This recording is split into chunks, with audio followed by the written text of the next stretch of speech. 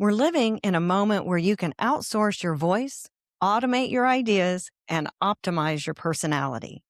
But leadership requires integrity. So, what happens when your brand becomes more strategic than it is true? And how is the generation that grew up online redefining identity, success, and freedom? Welcome to Deals with Heels. I'm your host, Deborah.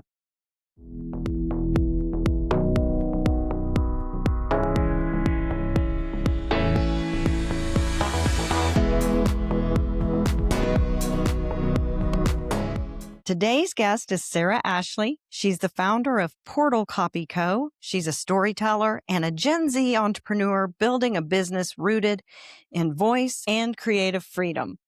Welcome to the show, Ashley. Thank you. Yay. So happy to be here. I'm excited. I am really excited for this conversation also. And I want to start out just talking about when you discovered that your voice really mattered.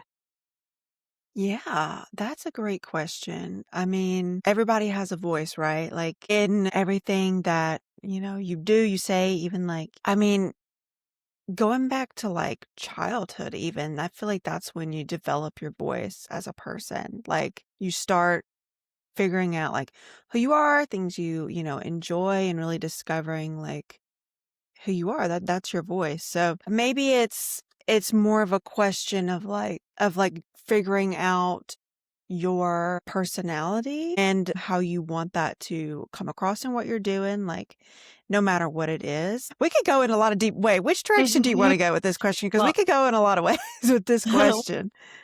Are you talking about more like a business side or? Yeah. I mean, as an entrepreneur, Yeah. we all grow up, and as women, often we don't think our voice matters, right? It matters until we hit about middle school. And then the focus turns to more boys typically. And it's hard sometimes for adult women who often lose their voice by being a parent. And as moms, we sacrifice so much for our kids. And so I think I'm asking from a place of curiosity because you're Yeah. younger and you are in the brand voice and storytelling business. So I think it's natural that you found yours when you were young. But when did you really start realizing how much impact it could have? Yeah. And see, I feel like it's a beautiful thing though, because we can have two different like perspectives or takes on this too, because I feel like just as a young adult and then just going through high school, especially like as you mentioned, I was never super boy crazy or never like I've always been just super into writing and just like the story and like voice is maybe something that's come it feels more innate. Like it feels like it's just part of like who I am and just something that I maybe more naturally like lean into. Like you said, though, as you go into college and even, into, being a mom and whatnot, like you may feel like your voice doesn't matter and like it gets pushed to the side or that you have to put other people's opinions or voices above yourself. Though I feel like if you have a very innate understanding, I guess I could say, of like who you are and like your values and like you put up those boundaries around your voice and like making yourself known and heard, that's definitely something you have to practice. Maybe for a lot of people, it definitely does not come naturally. And that's totally understandable for sure, especially with all the busyness of the world. Maybe tying this all together comes with like boundaries around your voice and like knowing who you are and like how you want to say the things you want to say. And this is just speaking like on a personal side of things, but in a more entrepreneurial and a more business side, I really dug into the idea of brand voice in college. Maybe personal voice would be a little bit different from brand voice. Like different, personal development side versus, more like brand specific side, brand story side. But in college, when I was going through marketing specifically, I had a class on, it was like a social media marketing class, and then also like a brand class where all we talked about was brand. And I had an amazing professor who said, your brand and also, your as a brand is just a promise that you're making to a certain set of people. And with that in mind, I started thinking like, oh, like, how do I want to come across? Like, what is my promise? What is my thing? Like, what am I all about? Like his thing was wearing sweaters and he was a very optimistic, upbeat person. So his voice was naturally very optimistic, happy individual. I started to think, how do I want to sound to people? I'm not super optimistic. I don't wear sweaters. I'm not super optimistic, happy. I mean, I am a happy person, but like how I sound can be a little bit more serious, and that's okay.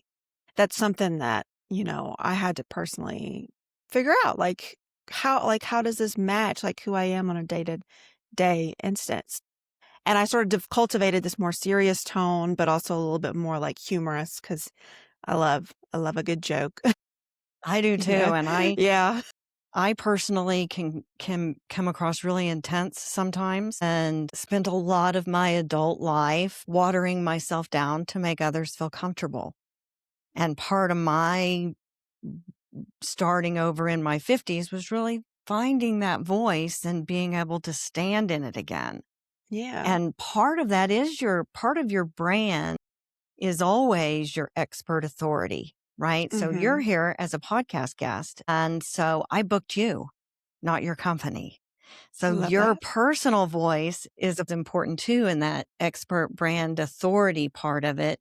And I often find that my clients struggle sometimes to stand in it, right? So you can find it and put it all down on paper and make it all beautiful, but standing in it and owning it and living up to that promise that your professor so wisely said That is is very wise. important. And I think that's the hard part. Discovering it is the fun part, right? Putting it all Mhm. together and looking inward and discovering all of those things about ourselves and our business, because the two are intertwined always, is the fun part. The difficult part is really standing in it and owning it. And that's where I struggled in the past, 1,000%. Yeah. So when you said you kind of developed a serious, more serious tone, although probably a dry, witty sense of humor that goes with it. Exactly. Exactly. Hit the nail on the head. I feel you. I feel you. Did you ever feel pressure in the business world, and you're a fairly new entrepreneur, to sound more established or older or to take things seriously? Yeah. So even Definitely. what does that, what do you think older generations misunderstand about Gen Z entrepreneurs? I think just speaking from a lot of, Gen Z people who are sort of in my sphere, I think we do want to be taken more seriously. And I think maybe the older generations kind of miss that maybe, or maybe they, think we're like this TikTok, like brain rot type of personality, which is, I guess, somewhat true to a degree, but we're not all TikTok brain rot, Steve. No, not at all, not at all. And I will tell you that I have 2 sons that are the same age as you, and they both, especially one who's incredibly creative. In fact, I used to say I'd like to live in his imagination land because it's Oh, gonna be really? a really pretty, beautiful, fun place. And I know that for him, it was important to be taken seriously. And I think oftentimes, as older entrepreneurs and business owners and leaders, we forget to be curious and to look at a younger generation with curiosity because they're serious in a different way than we are. You grew up differently than we did. I think Yeah. that might be part of it too. I've also found that we naturally find our voice before we find our strategy. And when leaders skip that step, then everything feels performative and it doesn't feel true or authentic.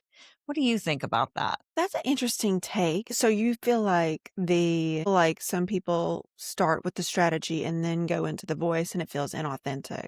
Right. Right. So rather Yeah. I than can agree with finding that. that deep part and really coming into terms with that part of their brand and their voice, They start out with strategy to get clients, Mhm. and it feels so performative that it doesn't feel true. It doesn't ring true. It feels salesy and it feels Yeah. inauthentic. Do Yeah. you see that when you work with clients that have been doing it for a while, when they come through and you're like, "Oh, well." I do see that, and I see a lot of clients hung up on the strategy part. They're hung up on the idea of the strategy or, they maybe deep down understand they understand themselves. They understand like how they want to say. They're just not sure how to say it in the right ways that matches whatever strategy they're creating for their business or brand or what have you. So yeah, I think whenever you do lead with I think in some instances it's okay to lead with the strategy if you have a very like strong sense of your voice and like you know how to adapt it to whatever strategy you're going with for whatever it may be. But it can lead to burnout, if you're not leading with your authentic self, your authentic voice, how you just really want to sound and speak, the things you want to say, you'll eventually start feeling a little hollow, maybe a little, dare I say, fake even, or just it will not feel true to you for a long period of time, maybe for a short amount of time, but you'll eventually feel a call to, that's just not how I feel anymore. That's not how I want to sound anymore. I just don't feel aligned with like, how I'm showing up and presenting myself in the business world and professionally. So yeah, 100% agree with that. I see that a lot.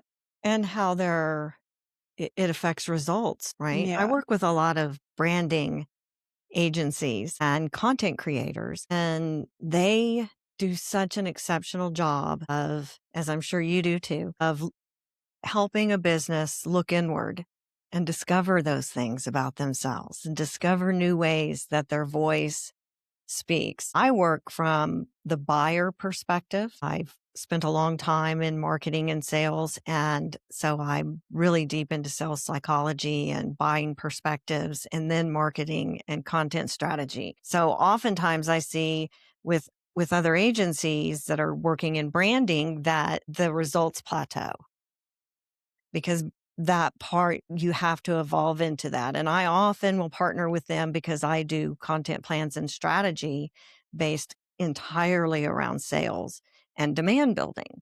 So I often partner with people to help them take their client to the next level by incorporating sales strategy that lots of creative people don't have naturally. Mhm. So I see a disconnect sometimes with that as well. Yeah. Let's talk about some tools. Okay. Let's change Switching it up. gears. Let's talk Yeah. about tools. Tools are really powerful, but I think they can sometimes blur our identity. And what I mean by that is I sometimes see leaders that who don't really know how they think. They're using a tool so much like AI that it comes to the point where now their voice and their identity kind of blends in with this whole AI image that they're they're using that tool, but they're not using it necessarily as effectively as they should be, and it's causing them to lose their identity. How do you see AI helping entrepreneurs clarify their voice, and where do you see it sometimes replacing their thinking? Man, have I had this conversation a lot and like very valid too, because AI is a very important topic to be talking about right now because it is in its bloom, as I like to say. I love to think of AI as a thought partner. I'm not the first person to say that. Don't come after me with copyright. Someone else called it a thought partner first, but someone said that and it really resonated with me because that is exactly what it is. It is a tool, a resource to help you make sense of your thoughts, to learn, to, um, experiment with ideas in a new way that maybe you haven't been able to think of before. And it is free for everyone. And it is an incredible resource that we are all able to have now. And I know there's a lot of controversial opinions about it. It has a lot of, there's a lot of downsides you can argue, especially like loss of creativity, etc. I won't really get into that, but it's a double-edged sword. But I do use it.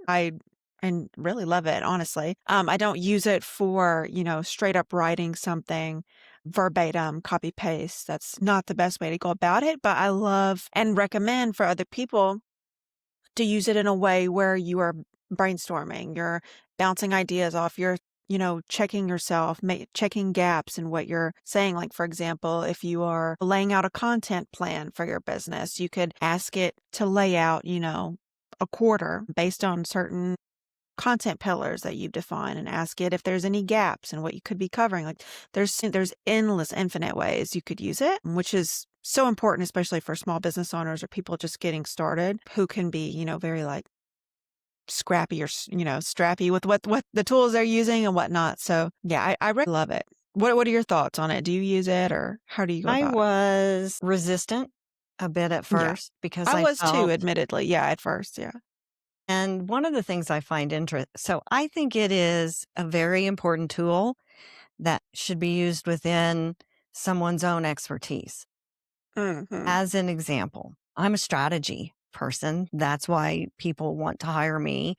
Uh, I don't make content anymore. I don't do any of those things because strategy is really my sweet spot. So I use AI to thought dump. My creativity is kind of like vomiting when it comes. It just like starts coming and there's a lot of it and it's never ending. And my good friend Christina would be like, let me get a pen. We don't want to miss this.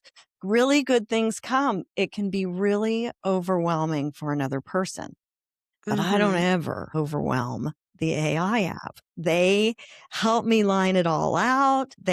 All of the things that I can't get from another person without that intensity coming from me because it's coming. I can't stop it often, and nor do I want to. It's a mistake for me to try to stifle that creativity. So I want to use it.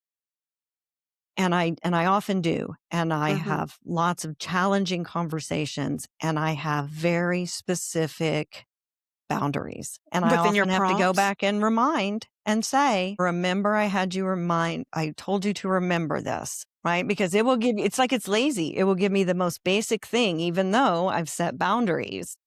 Yeah. But on the other flip side of that is one of the things that's not my favorite thing to do and that I'm not an expert in is automation and go high level, for example. I just needed to do one small thing. So I wasn't delegating. And my AI assistant, Nova, gave me a detailed step by step instructions on how to do it. And let Mm. me just tell you that it was so frustrating. And I was able to put it together, but often things weren't exactly the way AI thought they were going to be, even though they clearly know what go high level is. And it was a lot of going back and forth with screen grabs and what is this? Did I miss something? And the obvious difference between me operating with an AI tool in those two situations, it was significant. Mhm. And so I think it's important for all of us, no matter the generation, no matter whether you're a leader or if you're just starting out, to use AI to build our own expertise and to help us do that we're already experts at better, faster, and all of the things that can give us more time to spend on that rather than trying to make me an expert in automation, which I'm not ever going to be because that's not my thing.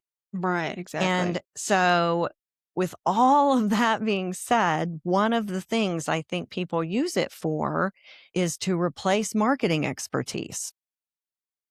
And 100%. so they're getting all their content and their content plan, and they have kind of an idea and it doesn't work.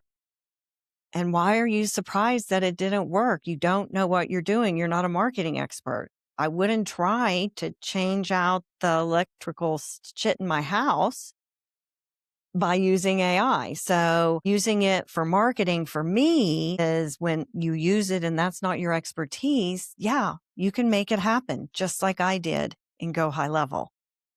Was it was it right? Not completely. I still had to have somebody else help me a little bit on one part of it. And so the difference is there. So if somebody's using that, I think that it's great that within your own expertise is where the real sweet spot is. Have you Mhm. seen that as well? Yeah, and I think I just go back to the idea of it being a thought partner with your own thoughts, like you said, using it to help you make sense of things and brainstorm. But yeah, I would not use it as a replacement for like true expertise and true like skill.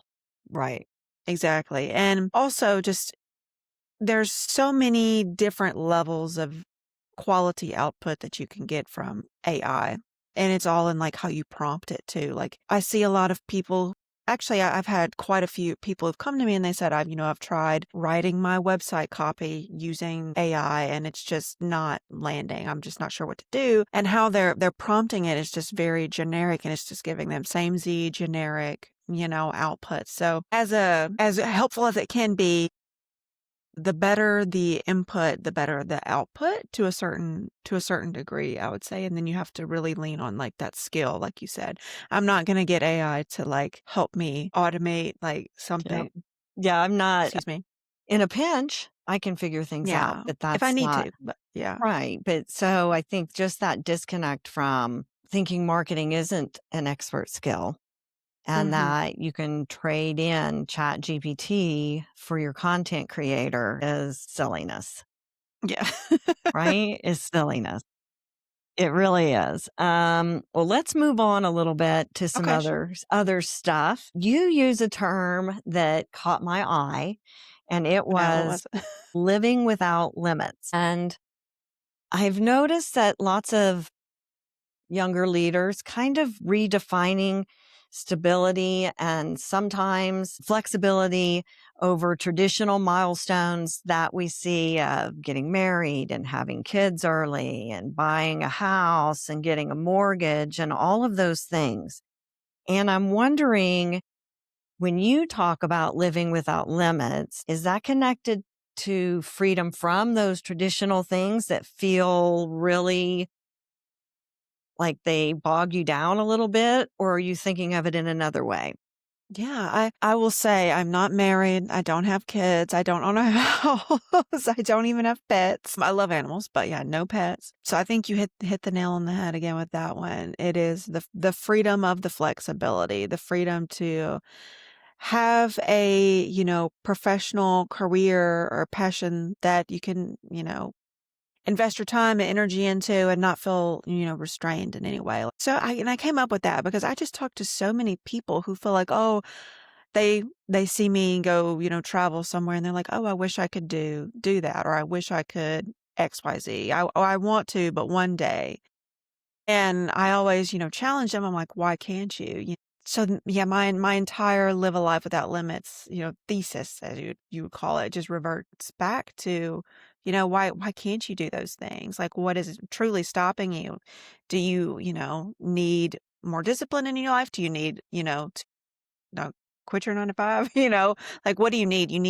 Do you need, more inspiration, more passion? Do you know who you are? Like, there's a million different questions you can dig into to figure out, like, how you can accomplish XYZ or go take the trip or go, you know, lay on the beach on a Tuesday morning and have that sense of security that you have a business that's, like, working for you in the background. There's so many different ways you can live a life without limits, and I always, challenge people who, tell me, "Oh, I wish I could, but I can't." And I'm like, "Well, maybe you can. You just maybe need to think of it in a different angle or find a way to make it happen." Right, I love that you interpreted that, yeah, that that old way. adage of whether you think you can or you think you can't, you're right. Right. I've actually never heard that, so that's good. It's a good one, right? Because It it is, is. writing It's that down. completely about your mindset. And I think it's easy to get bogged down in responsibilities Mhm. and streamlining our lives without those. So I like hit my stride. I raised 5 kids and but then I got divorced and my mother who I took care of passed away and I was all by myself and it was really really hard to figure out where to go. And now though, here I am 6 years later going, boy, I don't know that I want to be tied down with Right. anything. It's like I'm re Finding your spark, yes. your juice or whatever. And that whole living life without limits, I never felt limited before because I was in such survival mode, which haven't Raising 5 kids is a whole nother level of it. I can't imagine. But you get into a mode of the closest path to revenue, the closest path to meet this goal, and you make decisions based on that. And of course, my generation was all about buying a house and doing the things. And then oftentimes you just get stuck behind this house and the real estate market's dropped or interest rates have risen. So you don't want to get out of it yet. And you're Mhm. all these external forces putting so many pressures on it that it can feel very limiting, even to younger people. I'm sure a Mhm. lot of those conversations with people saying, I wish I could do that were from younger people. Yeah. And I totally agree. And also, I just want to say, like, there's nothing wrong with, having however many kids you want, having a house, being married, like wanting to be, in a stable place, like all those very traditional things. Like, there's nothing wrong with that if that's what you truly desire. But if you do start to feel like something in your life is restricting you, and maybe it's one of those things, and I just really wanna challenge you to ask yourself, where's the restriction coming? Like, where do you genuinely feel that pressure or that, unease or that sense to do something else? Like, where is it? But yeah, nothing wrong with the traditional route. I have some friends who really love it and they don't feel restricted in any way by having a 9 to 5. They do all the, they check all the boxes and everything and they really enjoy it. And that's a beautiful thing. For myself, I just, really need that freedom. And that's just something I've found through a lot of personal reflection, a lot of self-development and whatnot, even though I am, in my, you know, late 20s. But I'm Hey, sure a lot more of that to come in the year. it's a cycle, right? Like most things, we grow and build, and then we have to learn new things and grow and build. And oftentimes, those things come as really big life challenges. And when that happens, that freedom, freedom of expression, freedom to look at things in a new way is really important And at any refreshing. age. Yeah, very refreshing too when you can just allow yourself that creative freedom or that freedom of perspective And to it's do something difficult for different. people. And Yeah. I'm not suggesting that we don't need structure. We do. Yeah. I'm very creative, but I got to have structure or I'll be off in creative land forever. We'll never have. So the structure is important. It's just that I love that living without limits and seeing it from someone that's younger that didn't have to learn it the hard way was a really refreshing thing to see. And going back to something you said a couple of minutes ago about seeing a lot of this sort of ideology, I guess, in the younger generation, a lot of maybe it has come from a lot of just societal shifts, economic shifts. I know many of my, friends and professional people I know who are also, my age group, they almost feel like, buying a house, having kids, those things are kind of out of reach just because of the state of the world, our economic system and whatnot. So I think that also contributes a lot to it. Maybe there is a little bit of maybe having that freedom feels safer than the traditional stable route because the freedom feels more attainable, if that makes sense. Well, it Yeah. definitely does make sense, and it makes a lot of sense for youngerness to really step into the freedom side of it rather than be discouraged by the economics of doing the traditional things, which can be really overwhelming and stressful to think about. How am I going to make this work? How can I do this? And hopefully they will get the deflation of the dollar. It's really not even about prices, but things becoming more expensive. It's about the dollar buying less. And so once that stimulates it, if that barrier is removed, then that may expand some of those thoughts of freedom and building in that way.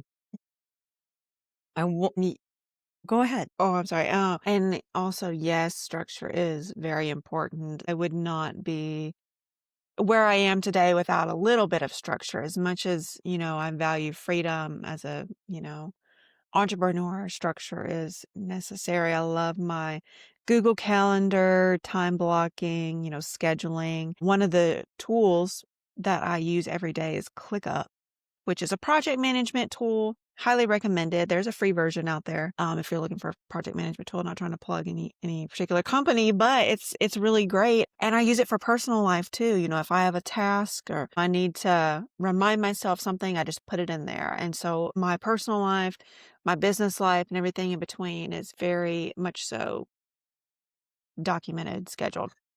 Organized. Yeah, organized with the freedom to allow some flexibility, which is something I had to learn recently. I was trying to do time blocking for the first time recently, and I was like, hour by hour, and I'm like, "Wait, I'm not giving myself the freedom that I love so much, the flexibility." I'm like, "I need to have some buffer room." So if anyone out there is, time blocking, definitely account for space between things. You don't have to be so regimented. A little bit of structure goes a long way. It does, and it can give you a lot of freedom later if you Mhm. have it, because you were disciplined because of the structure. I learned a couple of years ago, my friend is a professional organizer, so she was big on Oh, organizing wow. I need everything to and time blocking and all of the things. And one of the things I know for certain is that creativity can't be time blocked. And the day you think you can time block creativity, oh, it will prove you wrong. It will prove you wrong. You will have writer's block, you'll have creative block, and then that next hour comes and you are wanting to move on to the next subject and you can't because the one that was the deadline hasn't fully come to fruition yet. So flexibility within that structure is so important to keep your creativity going. For me anyway. I learned that the hard way trying to time block all of it, and the important things are blocked, and then there's Mhm. whole creative periods blocked because I don't know how long it's gonna take. I'll ask you, are you more creative in the mornings or in the evening, or does it vary just It when it really strikes? varies. It really varies because so I might be really creative in the morning or not. Let's say I get a morning and I'm not. I'm very structured, getting my admin things done and all of that. And then I'll have an appointment with a client and then my creativity's completely triggered and it's going and going and they're not a client yet. Maybe they're a prospective client. So I don't want to purge the creativity to them and give all my magic secrets away. And so it often is for me environmental. And so it takes a minute sometimes to get into that and switching from analytical business minded to creative minded on a dime gives me anxiety. Mm, You can't just say, "Okay, now I'm gonna be creative." It's a mindset and a process if you do both. If you're a pure creative, then you live in that state all the time. But I didn't really dive into my creativity all the way until later in life. I did creative strategy and creative problem solving and creative writing. And during COVID and the shutdown, I started painting and I discovered my visual creativity that I could develop it myself. And that was something that I had never really been able to do. So having that time as a content creator to a certain extent, building the content within my own strategies was an important part of my evolution as a marketer and one that I have virtually stepped all the way back from now. And my strategy is so much clearer now. I still paint and do a lot yeah, of creative things. But as far as client work, I let that magic be done to people that are great at creating the magic from my strategy. that's awesome. That's a beautiful way to say it too. And you're kind of inspiring me to go paint. I haven't painted in forever. Man, I used to paint a lot actually. I was super creative as a kid and into high school, even in college. I would do a lot of crafts and whatnot to let that creativity out, and a lot of writing too, a lot of poetry. I've written a lot of aside from, the marketing, copywriting, do write poetry for clients as well, for whatever purposes it may be. And that's honestly very meaningful because sometimes you'll have, people who need poems for their loved ones or like to commemorate someone. And it's just so like special getting those types of projects. And I love even, a good yeah, limerick that's funny and creative for a business. And I can whip those out pretty quickly. But, the depth of creativity, but painting can really stimulate a lot of creativity in us. So you should definitely I should. check all of that out. I should. Gosh, we have come to the end. I can't believe it. We just No. chit chatted about everything so quickly. I want to end with one quick question though. And it really is about leadership and your generation stepping into leadership. By 2036, 80% of the workforce will be your generation and the generation under you and millennials a little bit above you. And what kind of leaders do you hope your generation becomes? I from what I've seen amongst other peers and just in myself and the type of leader that I would aspire to be and love to be, I hope that the younger generation grows into very intentional leaders, very thoughtful leaders, but also very fun leaders. Um, I would personally love the, suit and tie, buttoned up, clean, white room cubicle to totally vanish. And I think it's honestly on the way there already. But by the time, people younger than me step into leadership roles, I would love us to just prioritize creating a fun environment and really focusing more on creativity and really treating like fun and just like that human to human interaction, like realizing we're all just people. We all have different personalities and it's okay to let that out in a professional way. I would love for that to see that in the younger generations. And I'd love to that see would it be, now as that'd be well. fun. Yeah. I mean, That sounds just fun. being able to be curious and not be Yeah. so dogmatic and Hmm. critical of everything and everyone. Right. I really agree with that. I would love to see that too. And I think it's possible with our younger generations. I really, really do. Yeah. So I, I love this conversation because leadership and creativity and entrepreneurism isn't about age, right? It's about integrity and self-awareness more than anything else. And to be a great storyteller, you have to be self-aware to be able to connect, to be able to do it for a client and Yeah. connect with a client as well. And I can definitely see that in you. Well, thank you. And when we stay curious about other generations, whether that's younger or older, then we're open minded and we're able to listen to their point of view from a place of curiosity, not from a place of judgment. So I get that from you as well, that you're able to be open minded and see every point of view and really be accommodating to other people because of it. Yeah. Well, thank you. I appreciate that. It's so important to be open to everyone because you never know, what you can learn from other people and then also help people learn about themselves as, being a reflection for them in business, personal, and just everything. Fantastic. And I think that's a great way to segue in to please tell our audience how they can learn more about you and your services. Lovely. Yeah. You can connect with me on social media at Sarah E. Ashley. And also my business accounts are Portal Copy Co. So find me on Instagram. I am on TikTok as well, LinkedIn, every social media that's out there. Just come say hi. Fantastic. And I will link to all of Sarah's social media in the show notes. If today's conversation resonated, if it challenged how you think about leadership and makes you curious about connecting with younger generations, then my work lives beyond this podcast. Thank you. If you're interested in learning how to make better connections and grow your business, I have a free resource called the Human Sales Playbook. It's designed to help build confidence, clarity, and trust by building connections and relationships without feeling salesy. I'll link to it also in the show notes so you can download it for free. So you'll find all of that information about my business and Sarah's there. Until next time, stand strong in your power, especially when it gets uncomfortable. See you next week. We did it.